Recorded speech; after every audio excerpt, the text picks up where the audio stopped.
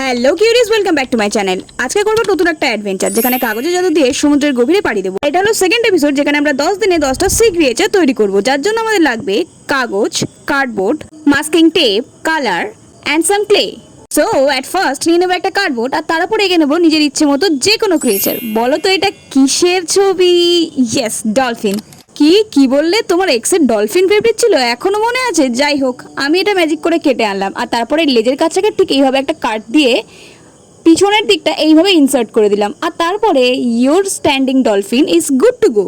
দেন একটা পাতলা কার্ডবোর্ডে এরকম স্লাইস করে নেব, নিয়ে ডলফিনের বডির ঠিক মাঝ বরাবর দিয়ে এইটাকে লম্বা ভাবে বসে মাস্কিং টেপ দিয়ে ভালো করে আটকে দেবো। আর তারপর একটা 3D লুক দেওয়ার জন্য কার্ডবোর্ডের স্লাইসগুলোকে নিয়ে হাফ সার্কেল করে বডির উপরে বসিয়ে দেবো, ঠিক যেভাবে আমি দেখাচ্ছি। তোমার টুকরো হয়ে যাওয়া মনটা তো আর জোড়া লাগাতে পারলে না, অন্তত কার্ডবোর্ডটাকেই জোড়া লাগিও।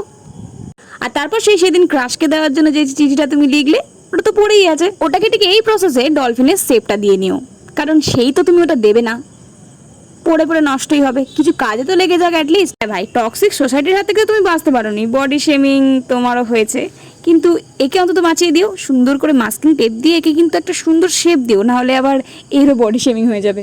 তারপর লাগবে একটা টিস্যু পেপার এবং ওয়াটার এবং গ্লুয়ের একটা মিক্সচার। কিছুই না, টিস্যু পেপারটাকে খালি ডলফিনের ওপর বসিয়ে জল আর গ্লুয়ের সলিউশনটাকে ওর ওপর দিয়ে ব্রাশ করলেই হবে। টিস্যু পেপারটা আস্তে আস্তে ডলফিনের শেপ নিতে শুরু করবে। তারপর ওভারনাইটটাকে ড্রাই করার পরে এর উপরে সুন্দর করে ডলফিন চোখ মুখগুলো এঁকে নিলেই হবে। আর তারপর আর কি, পছন্দ মতো কালার দিয়ে রং করে নেব।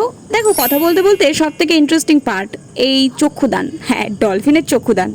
কি চক্ষুদান দেখেই ভয় পেয়ে গেলে? আরে কিছুই না, একটা বড় ব্ল্যাক কালার ডট আর তার উপরে দুটো ছোট ছোট হোয়াইট কালার ডট, ব্যাস চক্ষু রেডি। আরে বাবা, এতটাই ইজি। আরে হ্যাঁ, রেডি তোমার eco friendly homemade standing dolphin. এটাকে তুমি শোপিস, ফ্রিজ ম্যাগনেট যা ইচ্ছে ব্যবহার করতে পারো। আর এটা ভালো লাগলে শেয়ার, ফলো, সাবস্ক্রাইব। যখন এসেই গেছো একটা লাইক তো করতে পারো। আরে বাবা, আফটার অল এটাই তো মোটিভেশন আমাদের। দেখা হচ্ছে নেক্সট এপিসোডে, আজকের জন্য টাটা।